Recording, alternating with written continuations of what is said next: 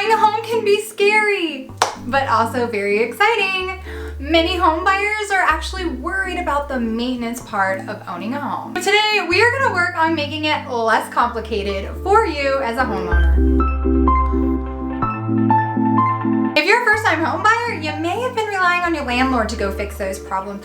Or if you were like me, you're relying on your dad. So no matter whatever your situation may be, let's arm ourselves with some general repair and knowledge so that you can leave the closing table with only excitement. And hey, that means I did my job as your buyer's agent. Number one, let's talk about locating your main water valve shutoff. Why do I think this is important? Did you know that non-weather water damage is the second most common homeowner insurance claim? If you know where to cut off the flow of water in an emergency quickly, you could potentially be saving yourself thousands in damage.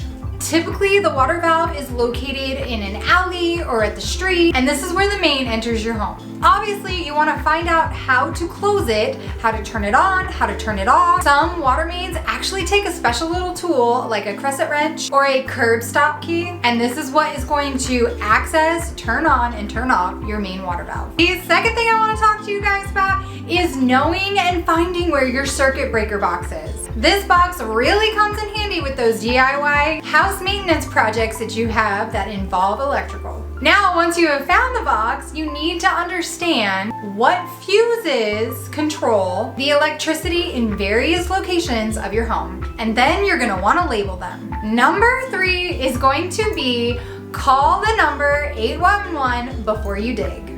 Are you thinking about planting some shrubs? Are you thinking about putting in a pool? Maybe you need to build a fence in the perimeter. Now, this is where you want to make sure that you do not hit any utilities before you start to dig. 811 or 811 is the number that is the national call before you dig number. There is also a state 811 center website. This is where you're going to be able to request the approximate locations of buried utilities, and this is when they will come to your house and they will either mark it with paint or those little flags. And this is all so that you do not unintentionally dig into an underground utility line. Fourth thing that I think is important to add to your little checklist is going to be checking on your foundation. Now, especially if you're in a place like Colorado, you know we get all the weather: rain, snow, hail.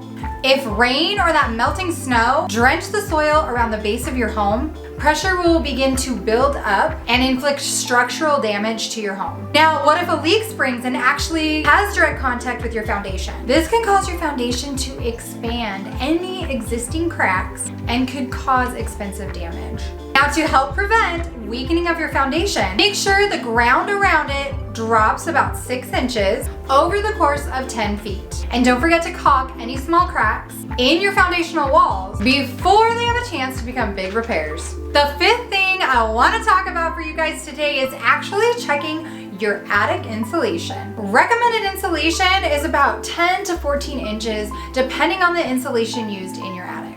The attic is actually the easiest place to add insulation to improve your home's energy efficiency, because a well-insulated home can save you money on your energy bill.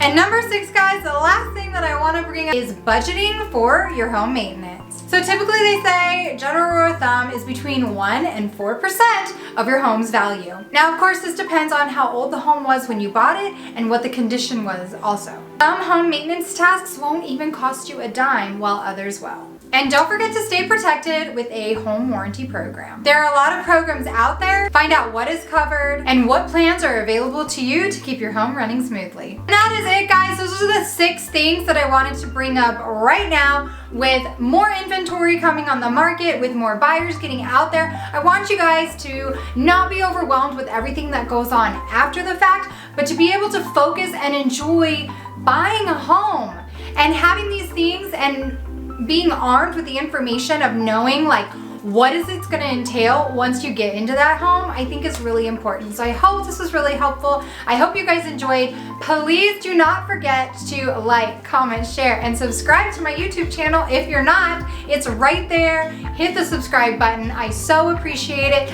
And thank you for all the comments, support. And if I don't see you guys around Denver, I'll definitely see you on my next video. Bye.